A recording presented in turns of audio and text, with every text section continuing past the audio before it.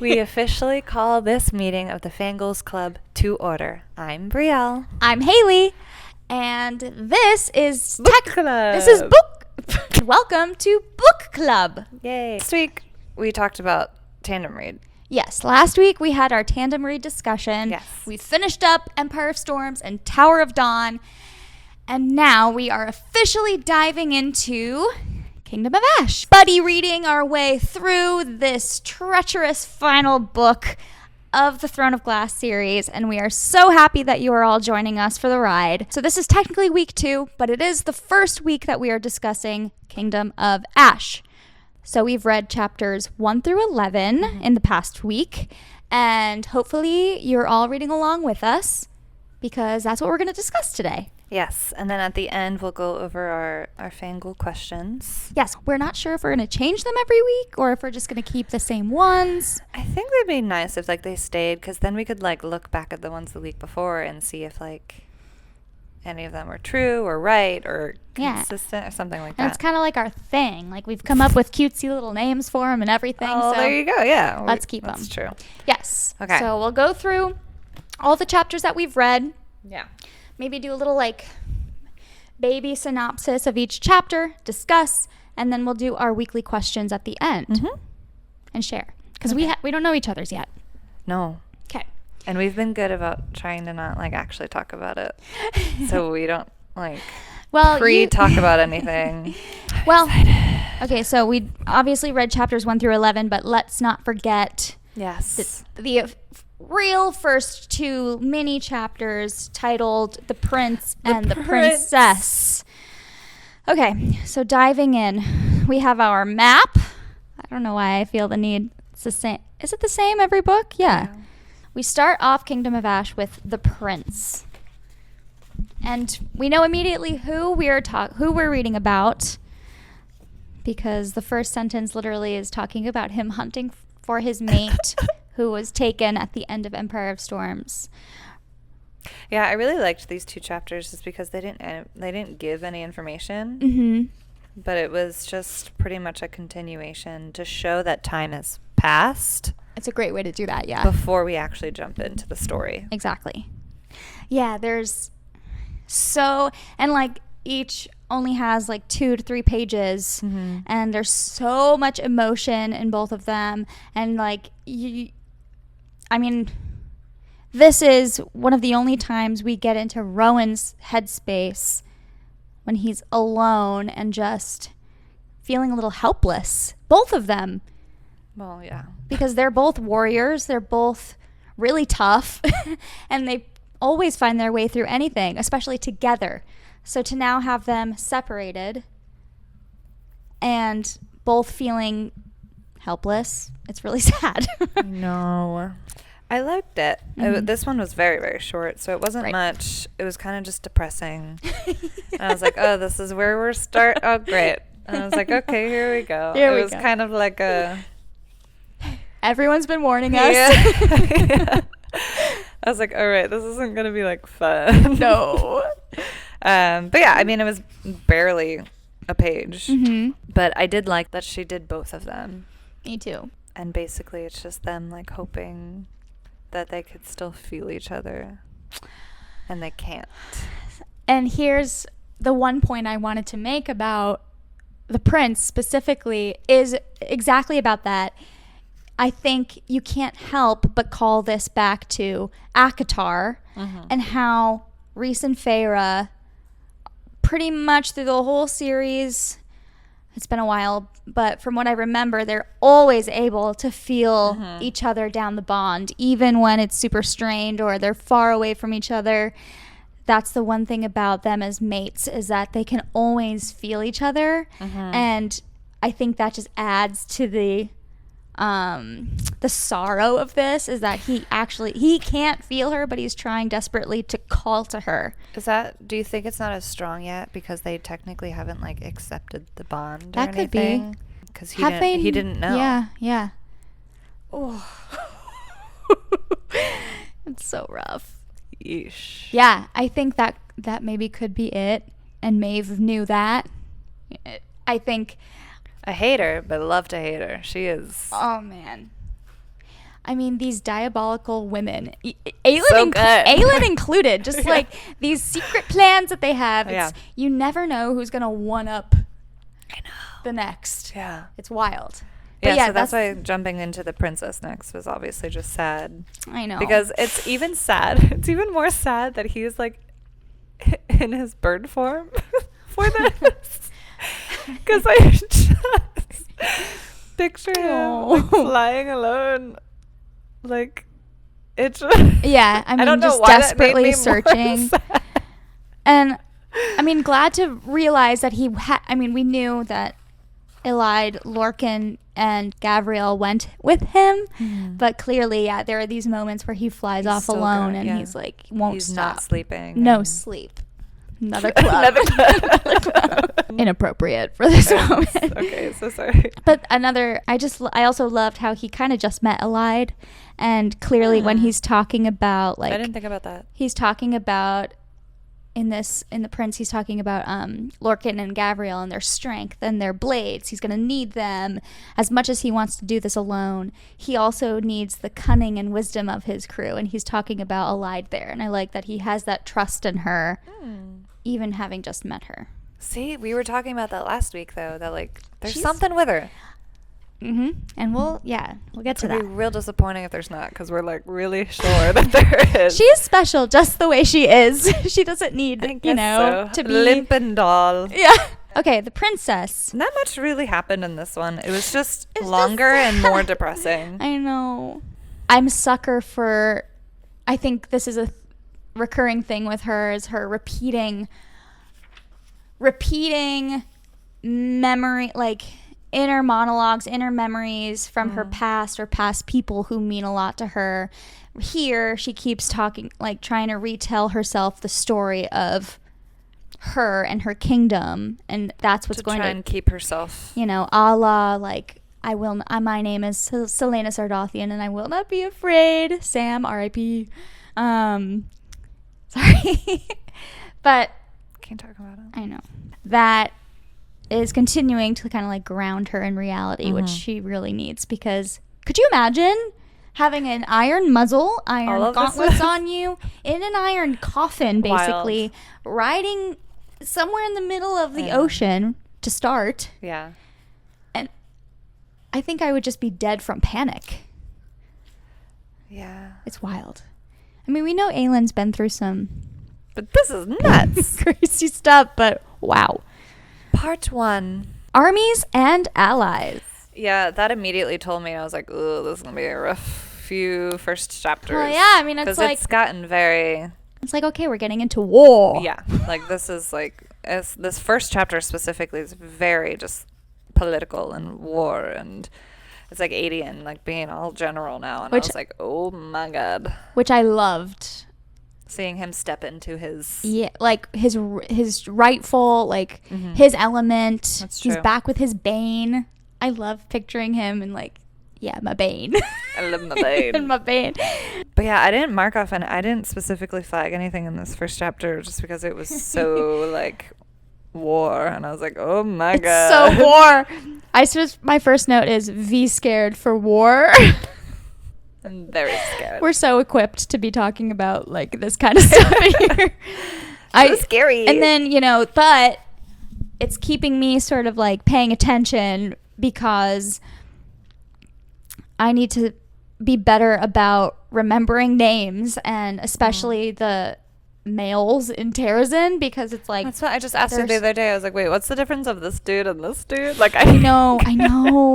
Like, I could not remember. Certain people who have traveled outside of Terrazin with them, I feel like Ren is more recognizable to me, but...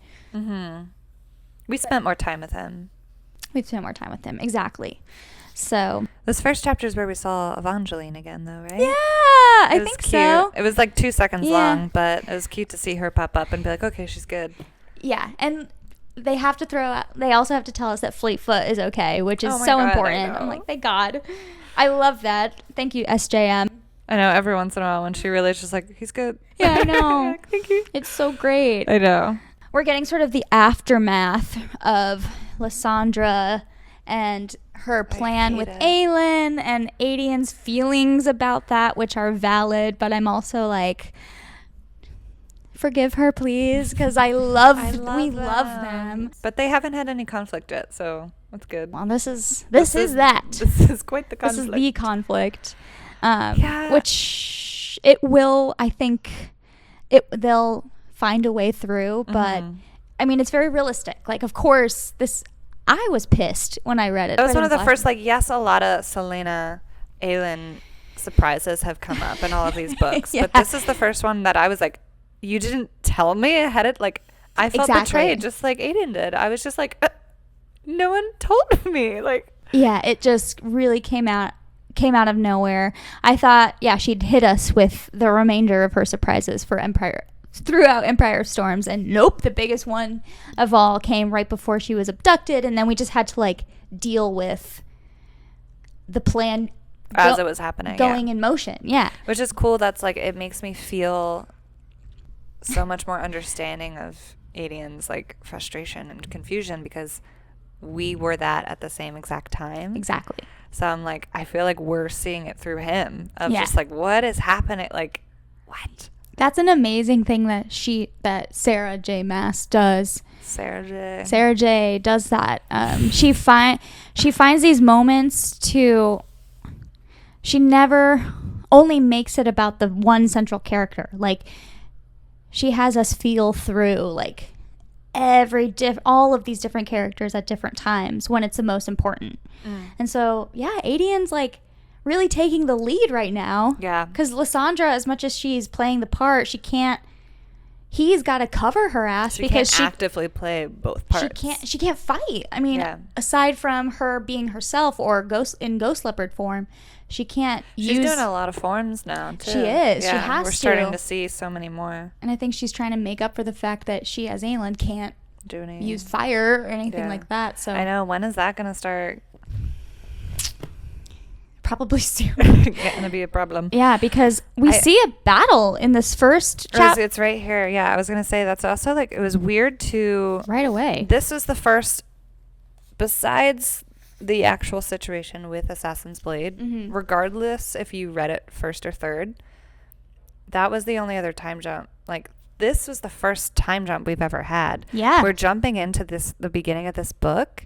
I almost felt betrayed. I was like, wait, like, I wanted to know what do you mean I missed these couple of months? Like, yeah. So then seeing that they've already been fighting Valg, and they're like the black blood in the snow. They're in the midst of it. I was like, what? They're already like, it's already happening. I know. We've been surviving without her for this long. Yeah. You're right. I kind of felt like, this is a little time jump here. Like, we've even traveled. We've traveled with them everywhere they've gone. Even Aelin traveling through the desert and through the woods to Terrazin and all of this, and boom, we're just like, we enter into this. I mean, it's been months, according to the prince. Even says it in the beginning. I think. Well, yeah, and Alide keeps talking about it too. She's like, I haven't slept. I'm so tired. Oh, God. Damn. But yeah, that's really all that kind of goes on in that first chapter. Is really just like setting up all those men in Terrazin. And that's when I was like, oh, well, blah, blah. I know. It's like, okay, I was like, I know it's important, but this is not what I want to see right now. I'm not going to lie. It took me a little bit to like get back. This one's long. Well, and the tandem read really took a lot out of me. I think I needed like a little breather before. Yeah. Chapter 2. Okay, we get Alide's point of view as she's traveling with Lorcan and Gabrielle and Rowan to try and track Aelin down. And again, it's been months. It's so hard to like meet these characters where they are. They all were all together in the last book, all traveling together, all fighting together, all planning and plotting together, minus Aelin. And now they're all scattered and sort of a little hopeless. Yeah, I think it was like very false advertising at the end where we thought they were all like finally meeting up again, and then now they all split up once again. I'm like, oh my God. We got a few good chapters. Yep. I mean, it's that classic like Because even learning that these are the 4 that are together, I was like, what a crew. Yeah. And they've been together for months, and they're the ones just searching for her. And I'm like... We were surprised that Eli didn't go with Manon. I thought she went with the witches, Me but too. Dorian was the one. Dorian said... I'm going to go with them. And I do think there is a part of Eli. I think most of her obviously wants to be there for Aelin and doesn't want to be away from her, even though she is. She wants to be as close. Her purpose is to be alongside her. Mm-hmm. But I also think like there's a part of her that does feel safe with Lorcan. Yeah. And they, I think, are still drawn to each other. I think she kind of likes purposefully using the other 2. Yeah. To like give her things or help her with stuff, and like she doesn't even like look at him. Yeah. And she's getting a little satisfaction out of that. I was like, this is not the time to be petty right now. Yeah, I know. But like she could still sneak a little bit of it in there. Funny. Which is great. My one thing, so they capture that, is it a Fae commander? I think of so. Maeve's, that great the great sequence when Rowan's like, I was literally just looking at this, and Elida was like, should we help? And Gabrielle's like, yeah. He literally brushes a hand through his hair, and he's like, he's almost done, and I can just see it so clearly. Rowan and this dude are like break out of a window and like fall to the ground. I'm like, so my god, he's gotta, like, you can just see the rage, and he's just been waiting to let out a little bit of aggression for sure. And she stepped aside, giving them ample space while they crashed into the pile of crates in the alley. Phenomenal. My question is, and then later on, while they're questioning / torturing this commander, Elide again is hearing that voice. That Anaith? Anaith? Like we're Keith? So bad. Keith? This is when I was Anaith. It looks like Keith. I was doing my pronunciation search right before this, and this is one I forgot. Because there's too many. I'm interested in this, like when and why she's hearing this voice. Mm-hmm. I think she said she's had it her whole life. Like her whole life. That's why she's... I'm just like marking like when specifically. And just trying to piece it together, I think. It's like, why now? Oh, God. And then we're back with Aelin. Chapter 3. This is, the White Wolf was watching her again. I'm not okay with anything to do with these 2. I know. We mean with Aelin and Fenris? And their eye signals and, like, yeah. It's really upsetting. But I know he's bound to Maeve in a way that prevents him from deciding to, like, rebel and help her. Yeah, he can't. He, like, physically cannot. But I am glad he's there because he's still sort of like a tether to, like, hope, I think, because he's there spiritually. He's there for her. Yeah, like, he's not possessed. Yeah. He is still him. This dream at the beginning of chapter 3 is so sad. And also I only see, is it Harry's Patronus? That is the... Oh, yeah, the stag, yes. Yeah, I just, like, picture that scene mostly. But it's so sad. Again, these descriptions, she's killing me with her descriptions. They're just so vivid and upsetting. Her and the wolf. Fenris. Is it Fenris, right? That's Fenris? what I say. Fenris? Yeah, right. It might have been a dream, and she's not sure. Okay, so yeah, that's the first thing I actually like marked off when I was reading with the blinks. The fact that they like made this code so they could still communicate while he was in wolf form. But I hate that it's like, are you okay? And it's like, I mean, she's gonna be like, yeah, great. I'm doing good. Which, as we get into, we move forward in the chapters, the blinks do change. Like, it's less and less, Yeah, I'm good. He made up that one. Liar. Oh. See, he is giving me hope here. Like, I'm still holding out for him to find a way to break through his, what I'm going to call a curse to Maeve.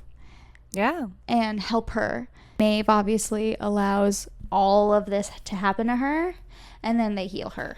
The healing is wild. Wicked. It's horrible. It's just devastating. Yeah. I couldn't imagine like a worse situation than the one that she's in right now. Her. And then just do it over again. And then to a point where she's not remembering, like... And that's why she starts to go a little crazy, is because she was like, wait, the scars aren't there anymore. Did it actually happen? Right. Or was that another, like... She, like, can't even keep track of, like, what's real anymore and, like, what's happened and what's going on. Because the only thing she can do to preserve herself is, like, sleep or, you know, like... So then she's not sure if she's dreaming things or... Yeah. Oh, it's just horrible. I mean, it's, like... all worst forms of torture you could imagine. And like it should be nice and reassuring that she has strategies to get through this stuff, but then that just makes it more sad, because then you think like she's just been through this multiple times before. Exactly. Like you're thinking, okay, yeah, Arabin's training, like trained her for this, her time at Endovier is like trained her for this, but it's like she's still only 19, 20. And then we end the chapter with Cairn slamming a hammer into her knee. So that's great. And then Fenris blanked over and over and over. I am here. I am with you. Again, it's like the not blind loyalty, but this loyalty that this group has developed towards each other. And Fenris and Aelin haven't known each other for that long. And like... because of her love for Rowan and because of his brother, like, because of his relationship with Rowan, they have formed their own. Oh, it's just wild. You know. And why did Maeve keep Fenris? Because of his brother. Because of, oh, right. Chapter 4. I said, when I ended chapter 3, I was like, okay, that's going to be it for tonight. And then I was like, oh, let me read the first couple sentences of chapter 4. And I see Manon's name, and I'm like, gotta read the whole thing. Yeah, this was the first few chapters. It was a little nuts because every chapter was a new group, a new setting, a new adventure. Even more so than Empire of Storms, yeah. Yeah, because this is one. At least the tandem read, I was like, I knew I was flipping between two, and I knew We're going back to vacation in Antica. Yeah. Eventually. No, this is every single chapter is a different grouping of people, and it's just like wild.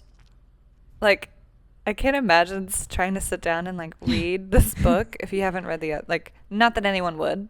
Well, but if you hadn't read any of the other books before, and like you like go to like look through this or read it, and it's like there's so many names, you're so like, many places. Who and what is this about? It's just like every single one of these first chapters that we've just read, like, I know, with different people. I mean, imagine like, right? You imagine book 1, Throne of Glass, jumping to this. I thought that was a lot. I was like, there's too many assassins. So much has happened to get us to this point. So many people, so many things, so many places. It's amazing, and I love the snow. It's so cinematic to me. Like, I can just picture her, like, all of the 13 and their leathers and the wyverns and, like, and her hair and just, like, her blood red, like, everything just kind of in the snow. It's so cool. And, I don't think I marked anything specific in this chapter. I have a couple of fun things that I want to talk about. Yeah. So we find Manon and her 13. They're searching. King Dorian searching for, King Havillard. And when we left them in Empire of Storms, they were going to go on the hunt for the last word key. Mm-hmm. But they were also going to look for the Crokins. Mm-hmm. And Manon, we've kind of quickly realized, has, like, given up on the search for the last word key. She's still on her own little agenda. Like, she will always just still be doing what she's going to do. Looking for the Crokins to join in her cause. Mm-hmm. Because she doesn't want to show up anywhere without her own backing. Yeah.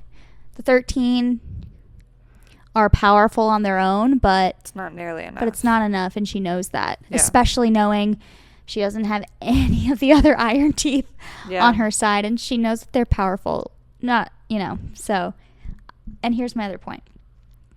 I also think that there's a chance, because we also learn in this chapter what do we learn about Dorian? He sneaks off and he calls to this chapter? Yeah. He summons Gavin. And we learn that Dorian is actually going to try and sacrifice himself in Aelin's place. And I think that Manon might know that that is a possibility. And so she doesn't want to find that last word key because that means that he's going to do it quicker or more. It's going to lead him to do that more quickly. Yeah. And so she's sort of like, I don't know. That's just my, that's the thing I thought. Your hope is. The first thing I marked off there was right before he did sneak off is that once again, we've talked about before, is that anytime he talks about his magic, it's because he mentions that he's keeping up with his lessons that Rowan taught him. I know. Every single time. It's always like the lessons that Rowan helped him with. And like, but then this one also cracked me up because in that same sentence, it was that the witches would stand by and like watch him practicing his magic because they thought it was like cool to see. And he was probably like, loving the attention. I love his character so much. He just like, I mean, yeah, he just reminds me of like what Rhys would have been like when he was younger. Yeah, you're right. Like Rhys is now 500 years old and a High Lord and the strongest High Lord ever, blah, blah, blah, blah, blah. But his personality is so like, similar. It's the inexperience and like he's just learning and he's like fascinated by everything, but he's still got that like cockiness. Yeah. All of the like parts of his personality are formulating like who he's going to be as king, which is so cool. Yeah. And how all of his friends have helped him. It's just like, yeah, he's super like centered in this story for me right now. He's like trying to finally find what his actual purpose is and will be, and you know, he's just trying to find his reasoning. And also, is he human? Yeah, we don't know. Yeah, that he asked him that. He asked Gavin that. Of course, as always, they're always these ancient fucking they're always gonna be cryptic, and they're never cryptic and sassy, and just like never gonna answer any actual questions. I know. And he's like, well, I can't answer that. And why? Why not? Oh, the next thing I did mark off though is that this was such like a big little note, and then I'm excited to see what comes of this later. Of that Gavin telling him about the sword. Yes. And it really tells the truth. And he was like, it was blessed. Yeah. And you will still have to learn for yourself what is truth and what is lie. Yeah. That's interesting. Obviously, something's going to happen later. That's like a big thing, you know? Yeah. So I thought that was like a big note to kind of like bring up. For sure. We're going to see something important of him like really telling truths and lies. And like it will really help them with something big later. I know, like his power and everything, he just keeps gathering these like little tidbits of himself that are so interesting. Yeah, I'm like, he's already going to be like super powerful, but now he has a sword that can tell the truth. Like, so cool. Tell if someone's telling the truth or not. It's so cool. I'm like, he's going to be he's like a warlock. Kind of. A wizard. And also, one last thing about chapter 4, we learned that the third word gate is definitely in Morath. I could have sworn I marked that off, but he ventures more and more into it in the next. Oh, maybe that's where I did. Okay, but yeah, it's probably the next time we see him. Which is soon. It starts off with saying Morath. He's like, flagged. Okay, now I got to figure out. Yeah, chapter 5. Oh. So this is kind of where we're back with Rowan, Gavriel, Elide, and Lorcan, and they're now trying to figure out where they're going to look next for Aelin. And the arguments. They're all just sort of fighting about it. And Elide has every clue, every reason for them to go to Doranel. And they're like, too easy. Which I guess is fair, but... No, because that's kind of it. Lorcan's not feeling Hella's touch anymore, which I thought was notable. He hasn't since the marshes, which I think is when... He was severed. Yeah. But he was severed on the beach. and the marshes was when Aelin set fire to all the Ilkin, and he was protecting Alide, and then Gavriel and Fenris like went after him. Whoa, so much happened. Yeah. And then Lorcan tries to explain to Alide, I tried to get to Aelin, but like I literally, you don't understand like what this bond to Maeve is. We've got Rowan dreaming about his children that he has with Aelin, and it's so devastating. And you know, this is all like, and then we're starting to get his thoughts on Maeve's like glamour over him, thinking that Lyria was his mate, and like that's him insane. He's having to process all of that while searching for his real mate, who he didn't know was his mate but is his wife. Like that chapter was the same exact thing from Akamath. Yeah, but in a dark, sad way instead of wild and romantic. Yeah. Like getting that backstory and knowing that like it was planned all along, and that like all of it, like that kind of intertwining of it all. But this time it was just really depressing, and I was like, well, this is devastating. I know. Horrible. And then we finally get to Chaol. And then we see Chaol and Irene and Sartak and Nazarene. Love all of them. What a cute little like group. Love their crew. Yeah. And all their healers and their rooks. Ugh. It's so cool. We're very excited that Chaol is back in the same book as everyone else. I know. Good this is a big thing. He's sailing across the seas. So great. And it's just sort of like I think we get a little relief here. We get some Nazarene point of view. They're just kind of like, we just see them living their married lives. But it was cute. I did mark off because this says over a month later. Yeah. So that gave us some sort of timeline in terms of them. Yeah. But he said he was still marveling at the word wife and at the woman by his side who had healed his fractured and weary soul. It's so true. They're so sweet. It's so true. His spine was secondary to that. Damn. He's starting to like really just like get the fuck over it and move forward and just do whatever he can do. He is. Like whether he can fight by horseback or with a cane or in his wheelchair. And again, this is what we love about Chaol. And I've always said this, is like he finds a way no matter what. It may not be how and it's so against his character to me sometimes, who was always so regimented and structured, to even through with the beginning of his injury, he was always like, all right, let's like make the most of this, and I will learn in the chair. I will do this. I will do that. And I love that about him. And it did note their life bond again. So that just makes me really, like, I don't know if they're going to keep bringing it up. I feel like it's not like it's something. Foreshadowing. Oh my God. I will not be happy. Because we also get the biggest news probably from all of these chapters at the very end. Oh, I noted this first before we get to that part. It was just because we've gotten so little Sartak yet. It was the first thing we really got, and I was like, I love him so much.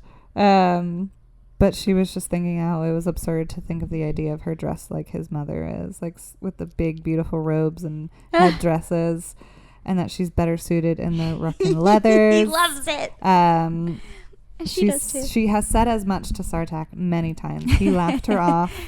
And he had said to her that she might walk around the palace naked if she really wished. He's just so easy with the flirting. He's so smooth. I love him. Yes, I'm nervous we won't get enough Sartak in this book because of everyone else. There is so much that has to happen. But, I mean, he's around for a reason. I know. Yeah. And they introduced him. He's a whole point for something. Like, I'm excited to see what his grand purpose is. Because I don't think he's going to die. That would be pointless. I should not say that. I should not say that so confidently about anybody. No, he almost did in the last one. So like, can't do another scare. Yeah. Just let him become I'm hoping that's how it ends. I hope that he and Ezran get married. I really hope they have a royal wedding. That would be so awesome. Anyway, yes, the end of this chapter. Irene, it's in my notes. What did she say? Her hand drifted across her abdomen and lingered. So she thinks that she's pregnant is what I got from that. Unless she just needs some Tums. She's a little seasick. Dude, I would be, honestly. Same. I wouldn't rush to thinking you're pregnant. You've been on a boat for like a month. I know. But that's so exciting. Y'all just got married. Chill. That's how it be. That's how it was back then. But yeah, big news. Little Westfalls. So cute. Love it. But now it's literally just turning into Reese, Farrah, Nick situation. Why? Because they're married and having a baby. Exactly. No, but at the end of Silver Flames, spoilers if I guess you haven't read that. I don't know. When everyone was pissed because they had their life bond too. So if one of them dies, then the other one does. Oh, that's interesting. You're right. She almost died giving childbirth, so then all three of them would have died. Oh. So I'm like, if something happens with one of them, then the other one's gonna die, and then so will. Damn, you're right. So I'm like, I can't do this again. Okay, so that yes, I did not think about that at all. The royal wedding. I hope there's a royal wedding. Can't wait. Okay, and then Morath. This is what I flagged. It just says Morath. The final keys is Morath. Yeah. Not because I have anything important to say, but that just clearly means we're going back. I'm assuming Dorian will be the one to go back. And or Manon and or the witches and Tim or what, but so just clearly we will be heading back to that place.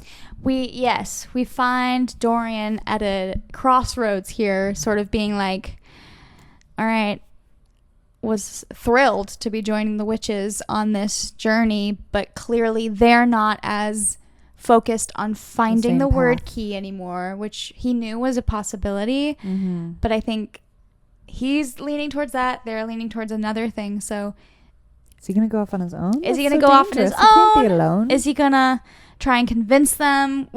In this chapter, he's thinking up ways to try and convince them to go his way. And of course, that's never going to happen when you're up against Manon. So we're like, and especially, I mean, I think he doesn't want Manon and the 13 going back to Morath. So, you know, he's less inclined to like press the issue.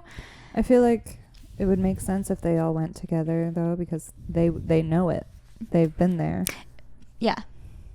So they would be able to help him, and they would. Yeah, he just doesn't want to use her like that. Because he does want to protect her ultimately, I think. She don't give a shit. And she doesn't give a shit, right? But she doesn't want to go back there because she knows the Krokans aren't there. So it's a true impasse here. Yeah, it's kind of really setting up everyone for the conflicts that are coming up in their books for each crew. Yes.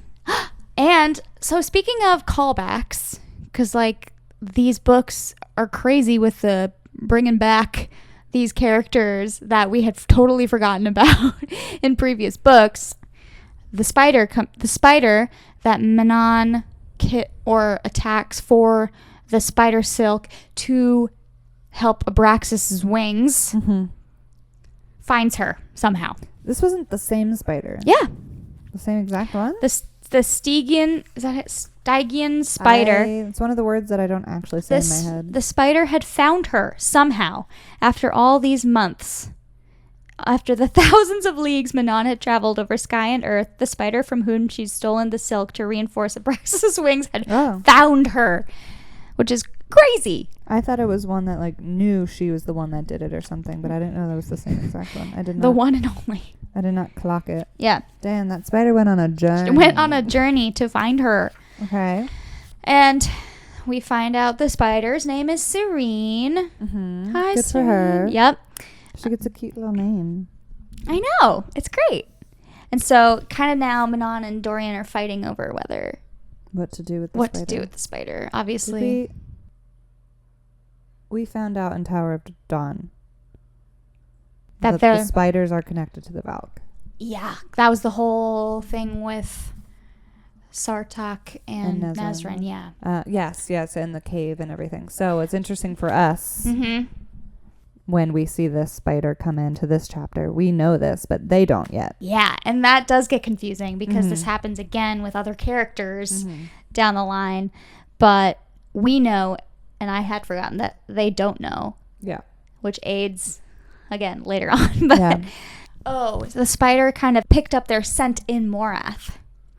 And so Dorian's like, oh shit, Spider knows how to get to Morath and all of this. Yeah. So like, that's why he kind of wants to keep her around.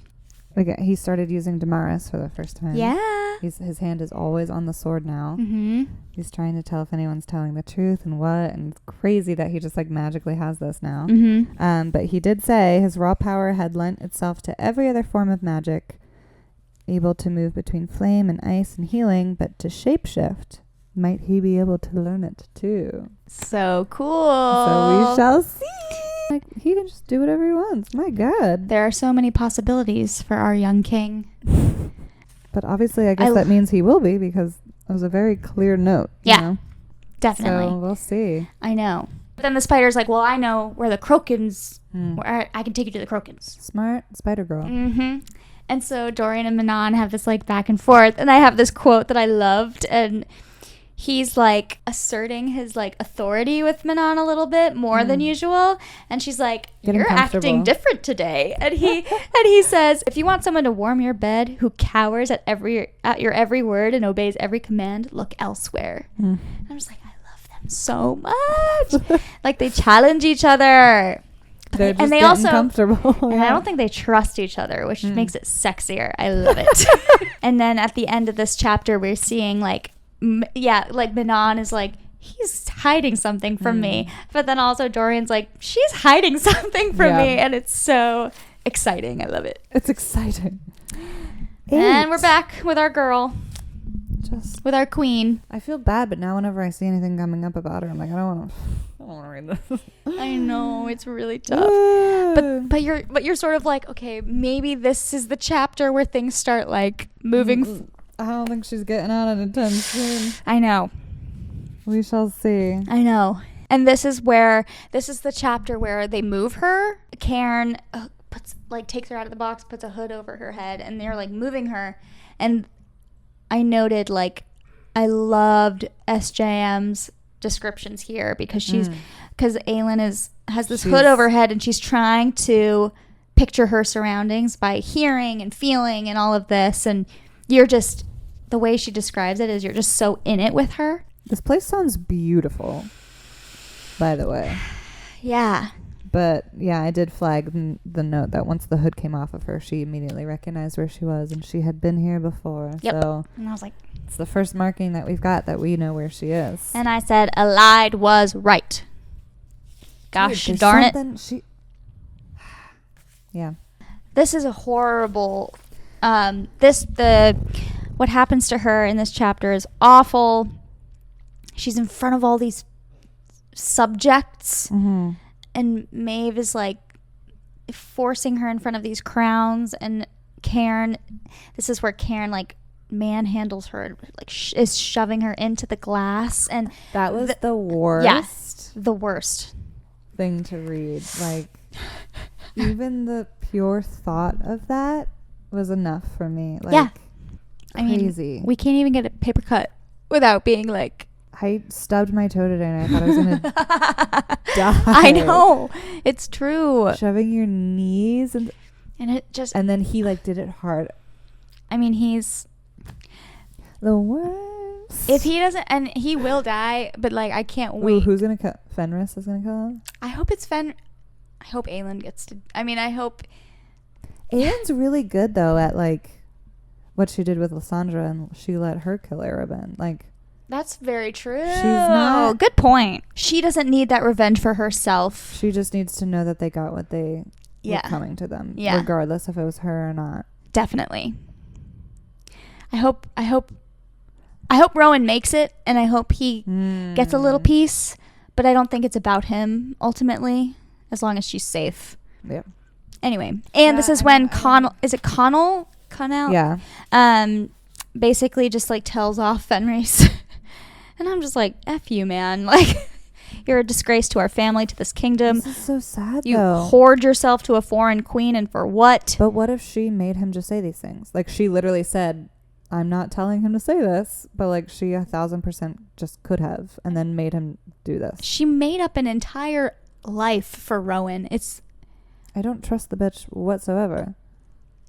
Again, this is where the writing is so good. You're just like, I don't know what's real and what's not. It's so well done. Ugh. Oh, and an interesting part of this chapter is when Maeve is talking about all the other wars that she's experienced in this world, how she's been the one to try and stop them, but we know that's probably a lie because she's definitely evil in my opinion.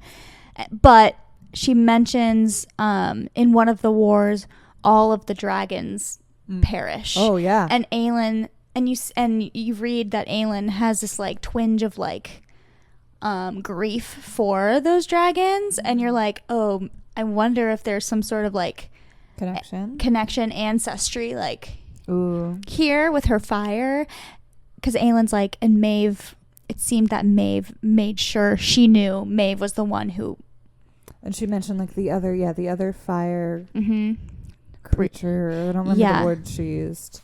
She instantly felt that connection, the other fire bringers. Yeah, it's very interesting.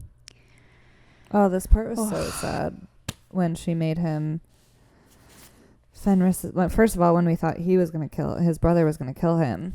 The line where she specifically said, like, Fenris, like her only tether to life, to this reality. Like she was like terrified that he was about to kill him. Yeah. And then instead, she made him kill himself.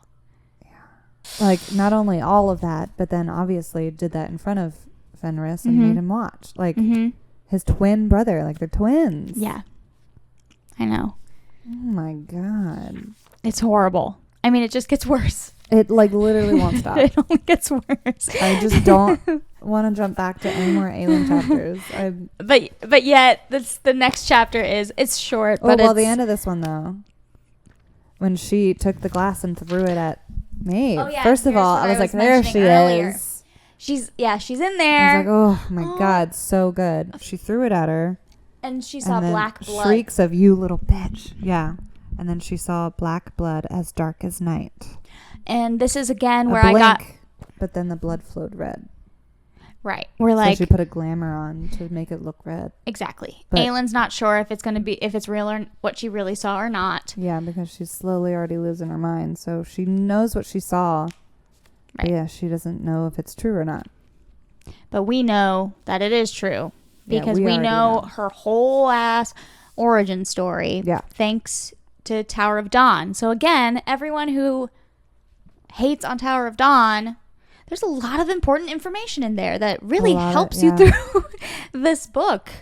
A lot of Valg info. Thank you, Nezrin, Irene, the girlies, for learning all of this for us. But then 9 is still depressing. So 9 is sad because this is where Fenris is pulling. It's the first time we see him in his human male form, and he's like trying to help her pull the glass out because, of course, they heal her, but they leave the glass and make him do it. It's awful. I'll be as quick as I can. I know, this whole part. And they still, because like neither of them could actually really even speak, he's finally in his male form, but they still couldn't talk to each other, so they still did their blinks. Oh, I didn't know he hated me so much, he says of his brother. Yeah, it's really... Silently, he slid his hand into hers. Yeah, I'm interested to see... I mean, hoping that they make it out of here, both of them. What that relationship is going to look like, because this is really deep. Trauma bond. Yeah, I mean, it is really deep stuff that I just wonder where they go from here, you know? Yeah. I hope that that they both make it out and that they can like find healing together. Ugh. And and this is really thinking ahead, but how that's going to affect her relationships with others, and it's interesting. Chapter 10, what I'd give to see these battles on a screen. I No. HBO. Okay, this is where they meet the 5,000 soldiers. And it's like, and they're saying only 5,000. This is when we're like seeing the Bane in action for the first time. Adian's in action, and Lysandra is in her ghost leopard form, if I'm not mistaken. Okay, so they ultimately win the battle. They're counting their losses, and then a certain messenger shows up, and he has a message from Darrow, right? Yeah. That he wants to like meet about the battle and discuss, basically, I think. Yes. Yeah, I didn't know that this was Nox. I mean, he says his name. But that was so long ago. But and you know, I should have, the name I didn't even, I was like, oh. Hi, Nox. I wasn't even thinking I should know who it is. Yeah. Because I'm like, surely we've reintroduced everybody by now, but no, there are still more coming. She's got her connections for days. Yeah, so at this point, I'm like, it took me a while to remember, oh. Former thief. So this is now cool. Rebel. Love that for him. Love that he survived. Although this whole thing has only been, a year or so. I know, here I am. I'm like, whoa, I can't believe he's back. Yeah. This was like years ago. Really feels that way. Probably like every once in a while throughout the books and stuff when they say stuff like, oh, last spring. I'm like, are you kidding me? Yeah. Last spring. Lysandra and Adian are still fighting, and it's very sad. Go slither off somewhere else. He's so mad. She was a stupid fool. No, you're not. Lysandra says, I obey no man, and I loved that. And I love because Adian's like, oh, what? Suddenly you're going to obey me? And she's like, I obey no man. Thank you very much. Good. But Lysandra says, it was real for me. A classic romance line.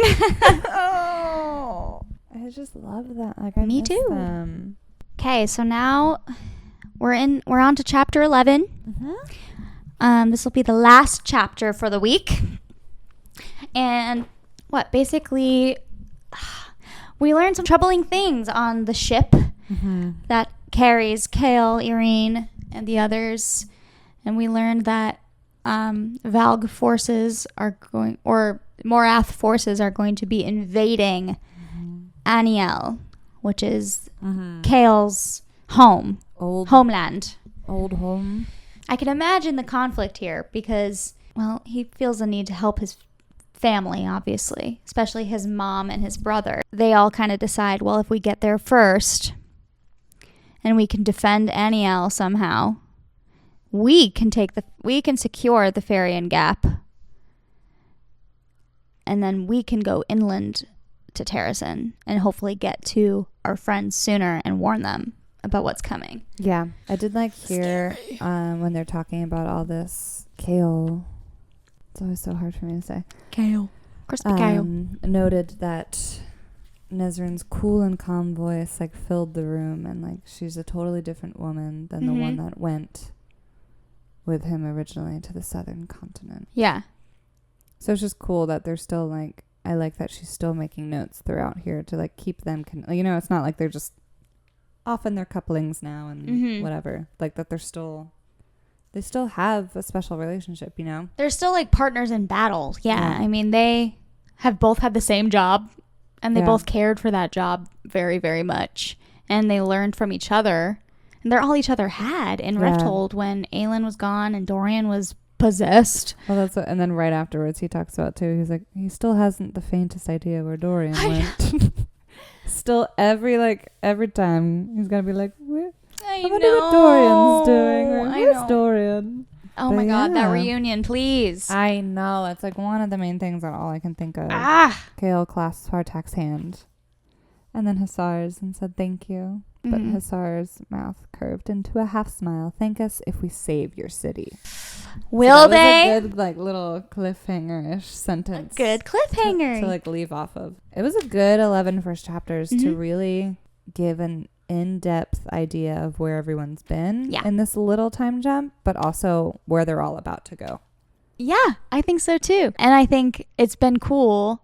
Right, it's a great introduction to the world of this specific book and how much everyone's grown in different sort of ways in the last few months since the endings of Tower of Dawn and Empire of Storms. Like there's a lot, I mean, between relationships and Do you want to do our questions of the week real quick before all we right. wrap up? Yes, and we have 3 of them. Yeah. So the first one is the fangirl pick of the week. So basically, what was your MVC or most valuable character of this week's set of chapters and why? Do you want to go first? Sure. My first one is Dorian. Yeah. Because my man. it really killed me how he whipped out these blood spells and the word marks literally out of nowhere. He was like, he marked and remembered like exactly what Aelin did. And then, of course, he's the one that finds out where the 3rd key is. We love a king that pays attention. He really does. Yeah. That's a good one. Yeah. Mine was Fenris. Because I think these chapters with Aelin right now would be unbearable without his presence. He's like the only sliver of hope that we have for her right now. Yeah. Even though we know Rowan is searching for her, Elida's searching for her, they still have no idea where she could be. All right. Next question. Question 2. Ghoulish gripe. What is bugging you or what's driving you crazy? I mean, mainly just how depressing it is. But basically just like... That's a good one. The torture, like Maeve and Karn. I just like don't really like it. Not at all. It's just kind of rough and wild to like jump into for the beginning of the book. Like it's just kind of like... Yeah. Oh yeah, we're starting off with that. It's gonna be bad. Adian is my ghoulish gripe. Really?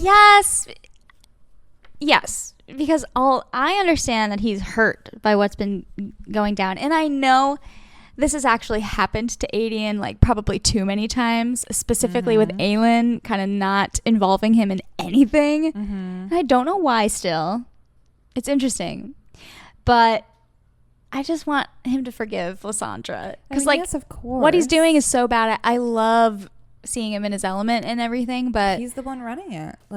But it should be, like, I wanted him and Lysandra to be this, like, real united front. Duo. But... They will be. I think we'll get there eventually. Yeah. It's also killing me not knowing kind of where Erewhon is with all of this. Yeah, we still have not seen a single thing. And it's really... in all of the last 2 books. I know. It's making me so uneasy. Yeah. Like, what is this actually a real war? Like, what's going on? Everyone's always surprised when they come upon the Valg or Ilkin or anybody. It's crazy. So...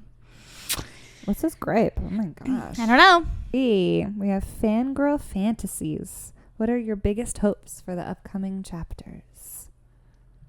My fangirl fantasy is King Dorian Havillard.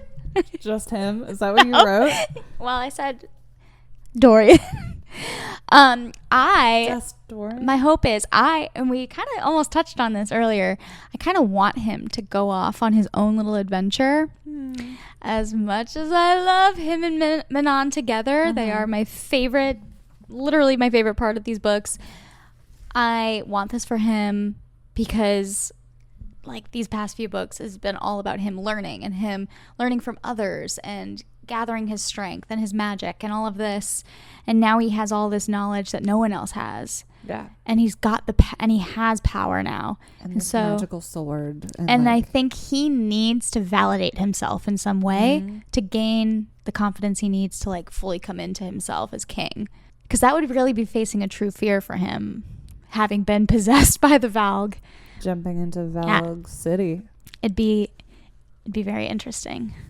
I'm interested to know, like, are they all still there though? Like, it blew up.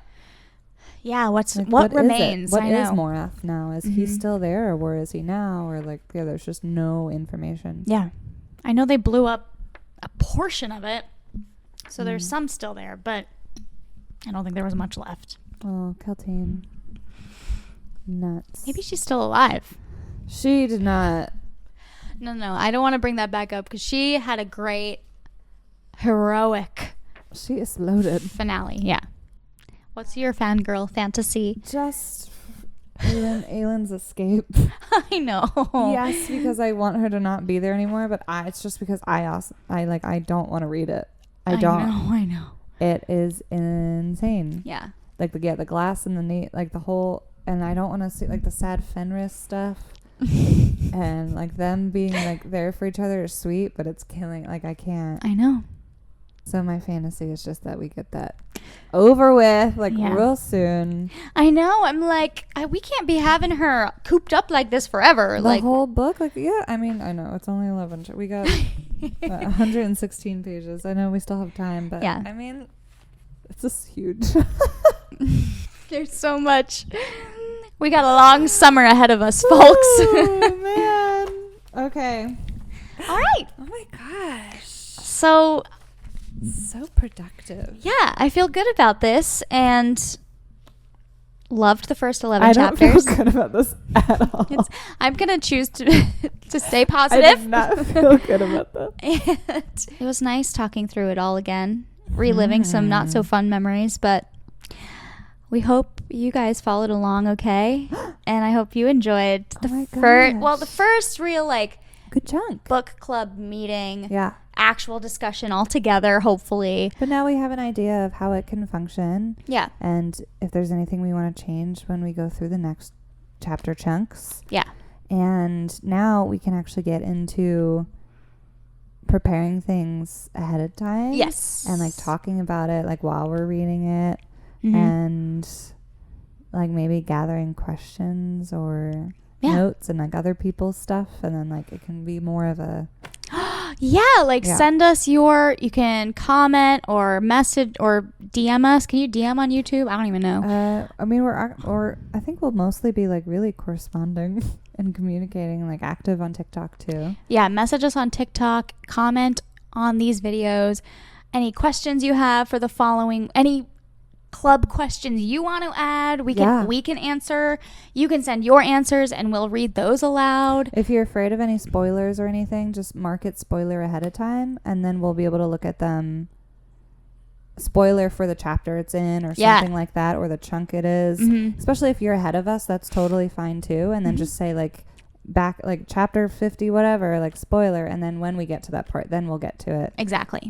So that'll be exciting, and we'll just have things to kind of work through between these. Yeah, and we'll continue posting the schedule on TikTok, but we're going to list as much as we can on YouTube as well. Yeah. And in the description of each video, we'll have, if we update any questions, we add any questions, we'll add them here, but we'll always have these 3 tidbits that we'll go over at the end. Our 3 things are our fangirl fantasy, our ghoulish gripes, and our fangirl pick of the week, our MVCs.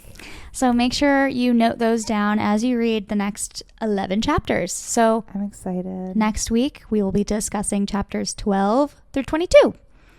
So I need Alien to get out of there. GTFO. My God. Agreed.